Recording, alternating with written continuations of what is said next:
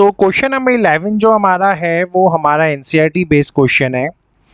NCERT में हम इस क्वेश्चन को ऑलरेडी पढ़ चुके हैं, तो देखते हैं यहाँ पे क्या है। वो आपको क्या बोल रहा है कि स्पाइरल जो है वो यहाँ पे कुछ सेमी सर्कल से बना हुआ है। सक्सेसिव सेमी सर्कल्स आप कर रहे हैं और जो सेंटर हमारा होगा कभी ऑल्टरनेटिवली ए है तो कभी बी है। So let's say it is starting from A. तो मैं आपके लिए एक रफ फिगर बनाता हूँ।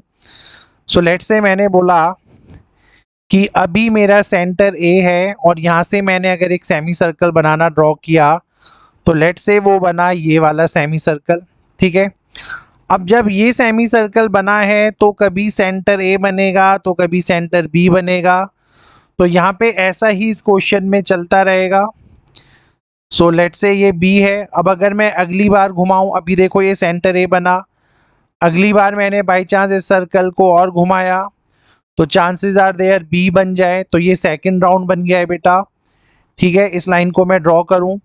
लेट्स से अब एक और सेमी सर्कल बनने जा रहा है, तो अब फिर से जो सेंटर होगा फिर वो अपनी पोजीशन चेंज करेगा और ऐसे ऐसे करके आपने यहाँ पे 13 कॉन्जिक्यूटिव सेमी सर्कल बनाए। तो कुल मिला के आपने यहाँ 13 कॉन्जिक्यूटिव सर्कल्स यहाँ बनाए हैं और आपको जो लेंथ चाहिए है ना, जो आपको यहाँ लेंथ चाहिए वो भी आपको इन स्पाइरल्स की ही चाहिए। तो लेंथ का मतलब होता है बेटा आपको यहाँ सम चाहिए, और सम किन का चाहिए? ये जो आपका लेंथ नंबर 1 आया, फिर ये डॉटेड से मैंने लेंथ नंबर 2 दिखाया, फिर यहाँ से स्टार्ट हुआ एक लेंथ 3 मेरे पे आया। तो ऐसे ऐसे आपको 13 लेंथ यहाँ दिखानी है, 13 लेंथ्स की यहाँ बात चल रही है।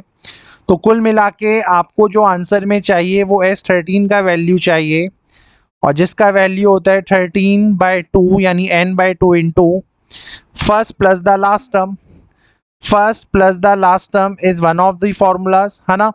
तो इसका यूज होगा या नहीं होगा वो तो बाद में देखते हैं। या इसको n/2 इंटू ट्वाइस ए और n-1 इंटू डी, या तो इसका आंसर इससे आएगा या इस वाले फॉर्मूले से आएगा। ये अभी थोड़ा सा चैलेंज है। So back to your question. अब मैं बात करता हूं, जैसे आपने लेंथ 1 की बात करी तो जो इस टाइम रेडियस था बेटा वो आपका 0.5 था। तो क्लियर सी बात है जो आपकी लेंथ 1 होगी वो कुछ भी नहीं है, वो बेसिकली सरकमफेरेंस है आपका।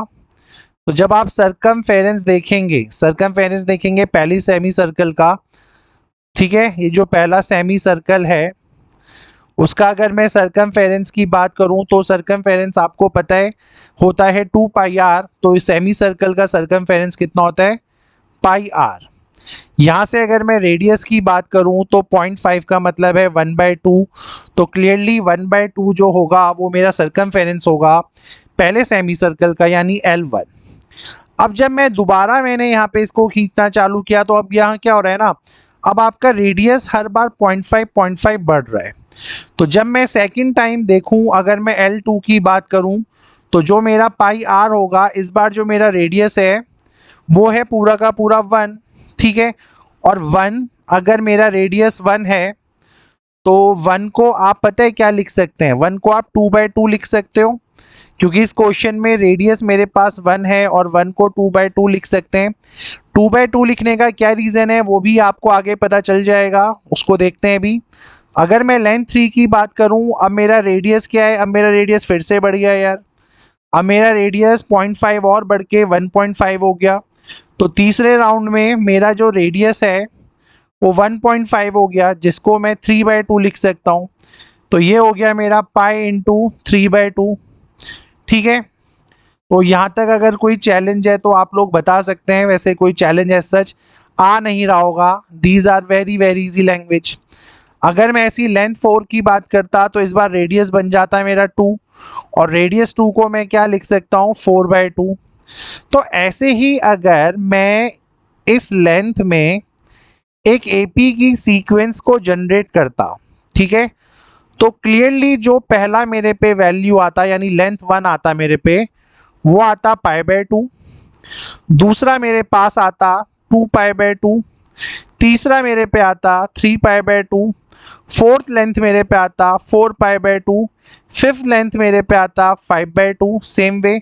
और जो लास्ट है, क्योंकि ये 13 कॉन्जिक्यूटिव सेमी सर्कल्स बने हैं, तो जो एकदम लास्ट वाला आता वो आता 13π/2। तो यहाँ तक कोई चैलेंज नहीं होना चाहिए किसी भी स्टूडेंट को समझने में। So now the question has become very easy. आपको ये पहला टर्म पता चल गया है, आपको ये लास्ट टर्म भी पता चल गया है इस एपी का, है ना। तो अब मैं डायरेक्ट इसी वैल्यू को यहाँ पुट करने जा रहा हूँ।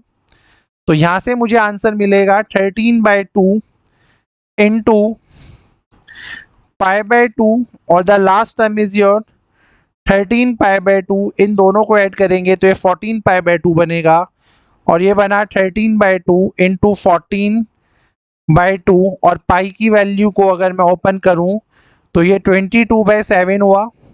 आप देखें तो ये सारा कैंसिल हो रहा है, ये 11 की टेबल है। So the final answer is 143 centimetre. So with this way your question is done. सबसे इम्पॉर्टेंट चीज़ था इस एपी की सीक्वेंस को क्रिएट करना। अगर आपको ये क्रिएट करना आ गया तो बाकी तो यार बहुत इजी है इस क्वेश्चन को सॉल्व करना। होपफुली क्वेश्चन क्लियर हो गया होगा। अब बढ़ेंगे हम नेक्स्ट प्रॉब्लम पे।